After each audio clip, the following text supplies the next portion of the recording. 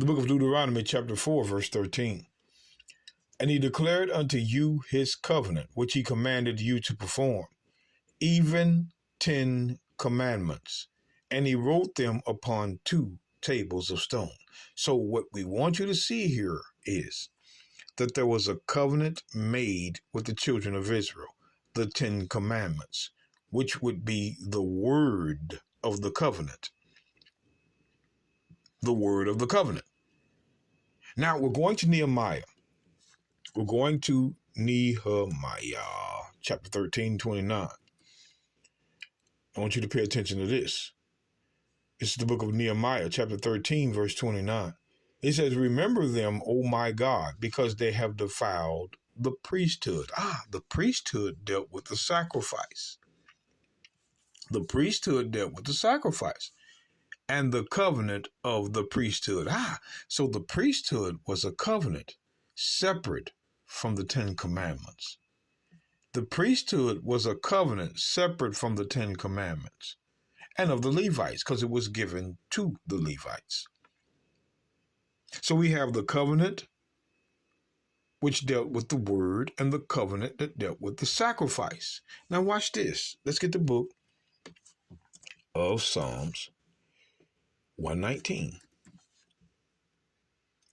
Psalms 119 and verse 23. David writes, mine eyes fail for thy salvation,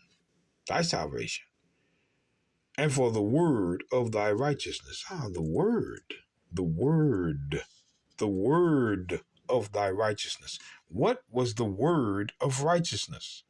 The commandments, the 10, the words God made a covenant with Israel to perform.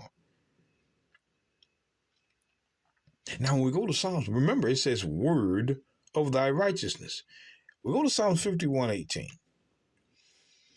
Psalms 51:18, do good in thy good pleasure unto Zion, build thou the walls of Jerusalem.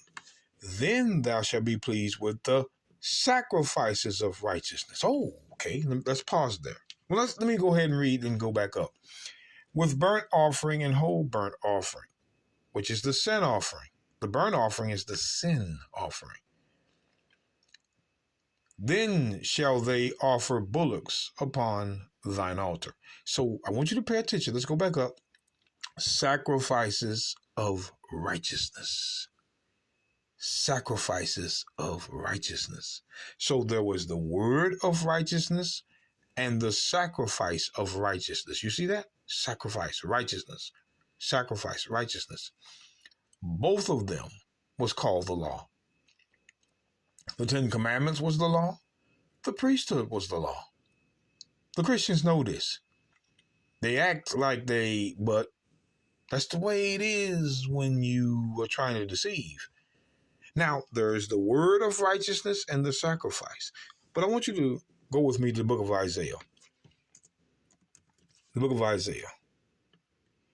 And before we do that, let's go to Jeremiah. Because some people don't understand what this means. The book of Jeremiah 7. Let's hurry up and get there because I didn't plan on going there. Jeremiah 7.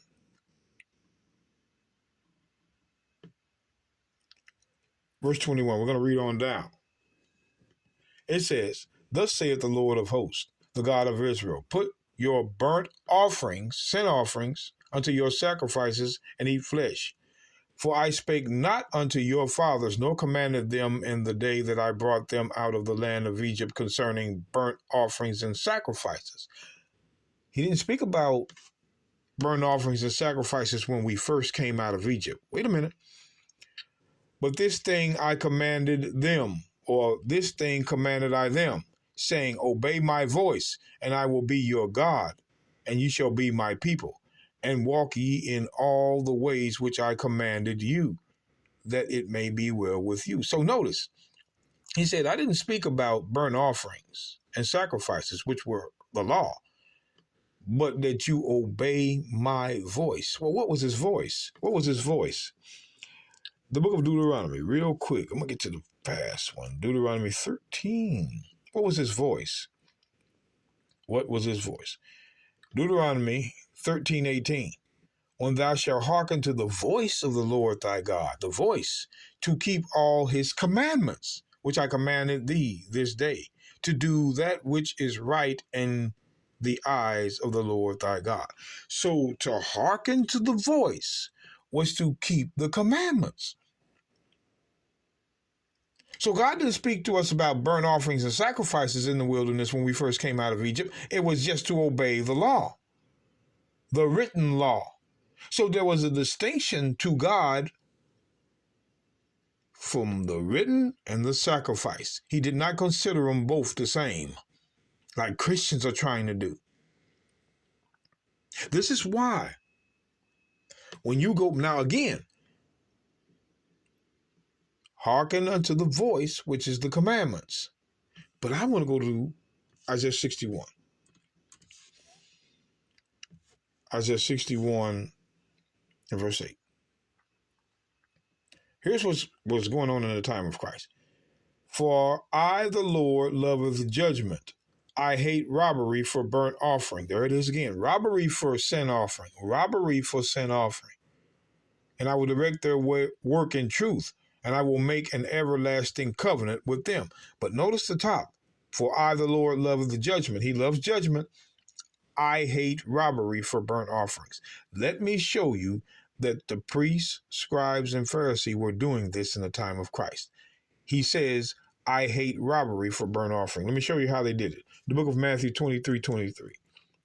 Remember, he says, for I, the Lord, loveth judgment. Let's see, is that what the Pharisee and the Sadducee were doing, along with the priests?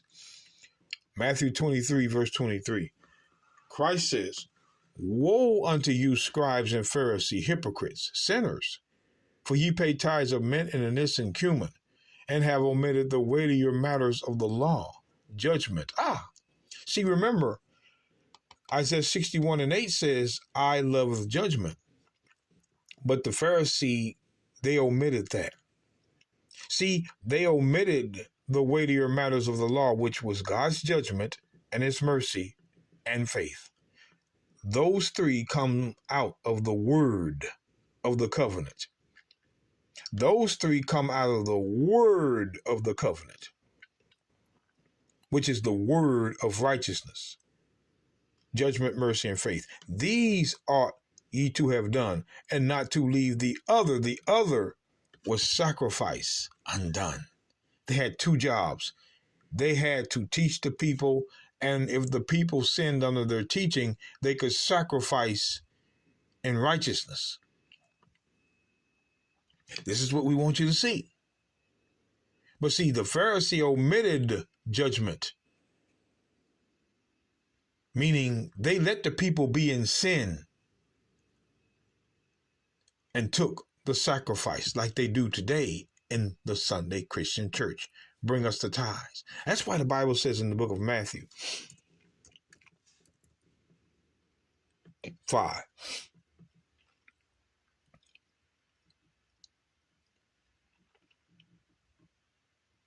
verse 20. This is why Christ said this. For I say unto you, except your righteousness shall exceed the righteousness of the scribes and Pharisees, ye shall in no case enter into the kingdom of heaven. Why? Because the scribes and the Pharisees were not teaching the word of righteousness, but they had taken the law of righteousness, which was the sacrifice, and corrupted it. That's why Christ had to come. Watch this. Look at this. One of the reasons, I should say, the book of Romans, chapter 10.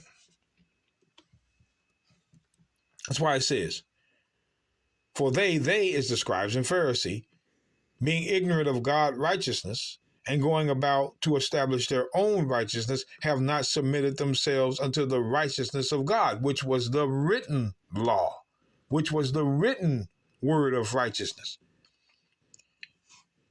For Christ is the end of the law for righteousness to everyone that believeth. So what law would Christ end?